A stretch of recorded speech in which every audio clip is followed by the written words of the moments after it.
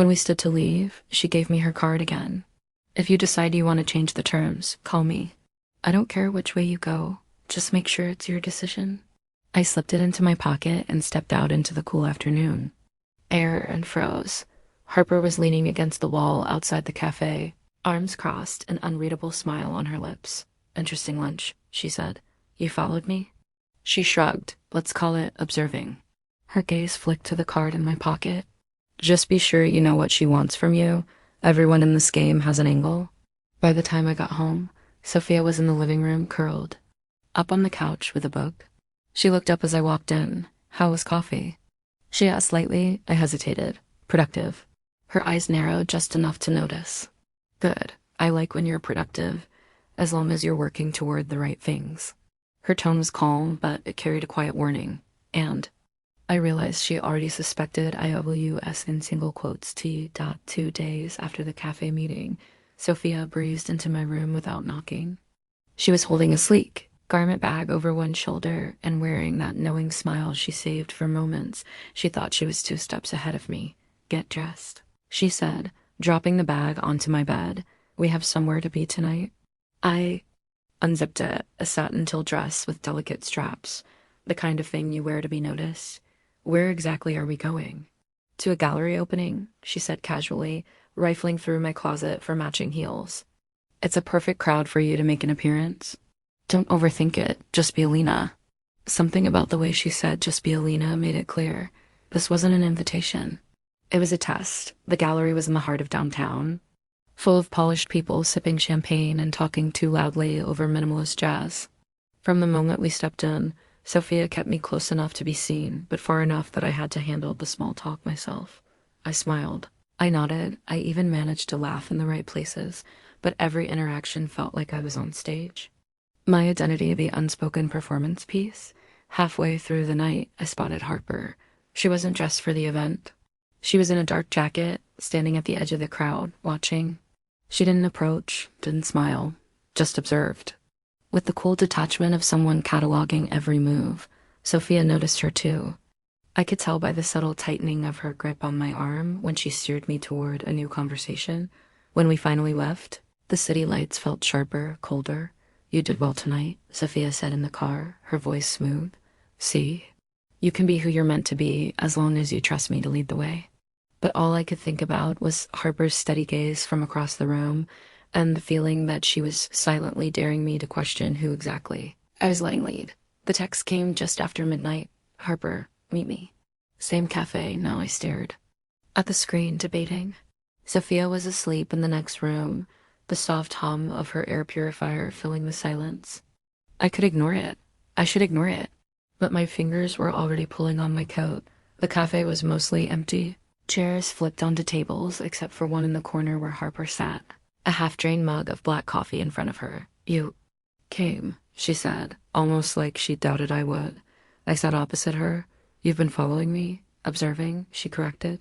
Big difference. And what I saw tonight confirmed what I've been trying to tell you. Sophia's not building you up. She's building a version of you she can own. I almost laughed. You don't know her like I do. Harper leaned forward, lowering her voice. And you don't know she's already done this before. Twice. Different cities, different names. Both people cut off from their old lives, dependent on her for everything, until she disappeared with what she wanted. Her gaze locked onto mine, steady and unblinking. Alex, or Alina if you prefer. I don't care which name you use. I care that you understand the trap. She's not making you. She's replacing you.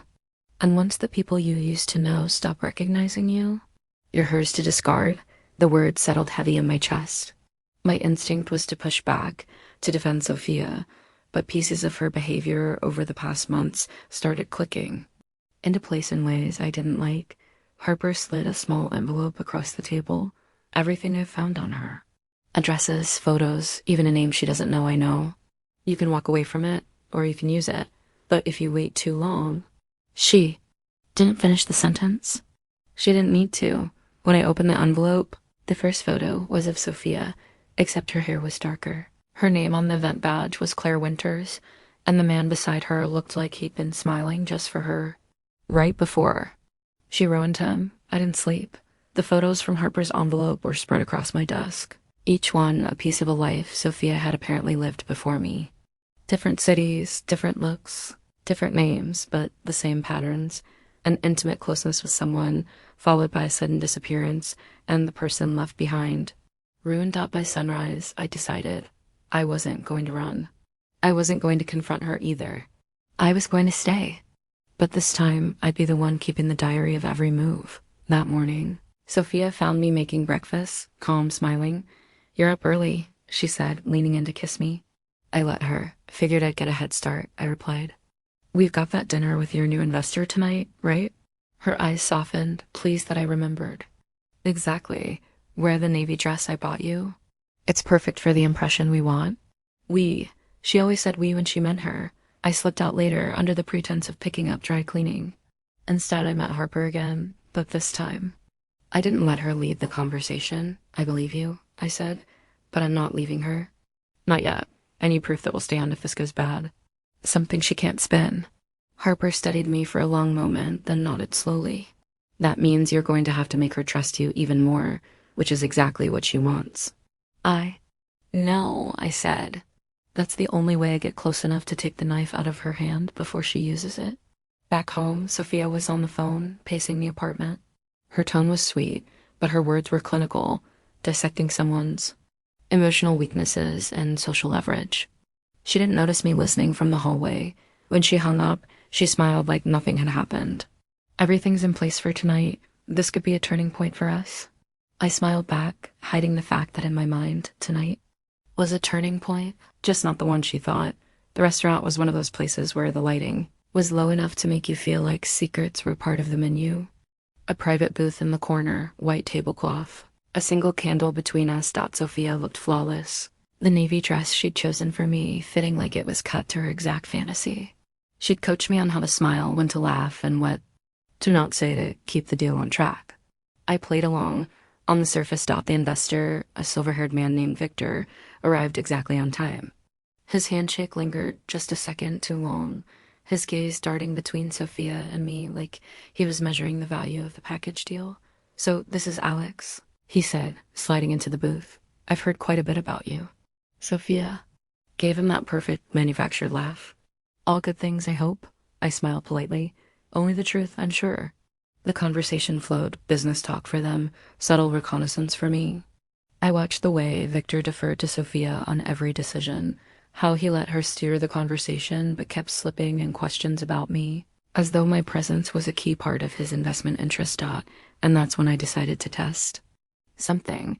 "I actually had some questions about your last venture," I said, tilting my head innocently. "The one in Berlin. It's fascinating how quickly it ended." For the briefest moment, Sophia's eyes flashed, not with panic, but calculation. Victor looked surprised. "Berlin?" he asked, turning to her. "You didn't mention—" "Oh, that's ancient history," Sophia cut in smoothly. "Alex just likes to dig into the past. It's a hobby." I laughed lightly, as if agreeing. I guess I just find patterns interesting. The rest of the dinner went well for her. She thought I'd recovered the slip, but I saw the tension in the way she refilled her wine glass twice more than usual.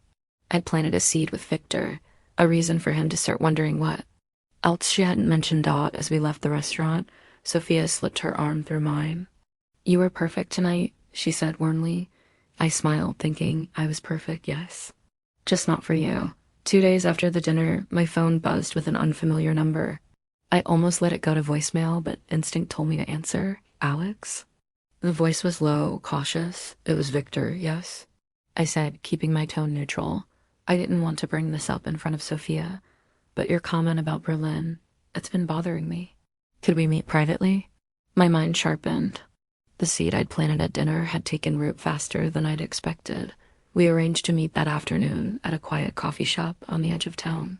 Victor was already there, nursing a black coffee, his eyes scanning the room like someone used to keeping secrets. "I've done some digging," he began, "and you were right. Berlin wasn't just a failed project, it was a cover. 2 investors disappeared, completely, and Sophia's name came up in more than one sealed report." I feigned surprise. "That's disturbing. Why are you telling me this?" "Because you're in close proximity to her, and because He hesitated. I think you're smarter than she gives you credit for. Before I could answer, my phone buzzed again, this time a message from Harper. Harper, found something. Sophia's been moving money through a charity front. It's bigger than I thought. I replied quickly. When can we meet? Her answer came back almost instantly. Now, but you won't like where.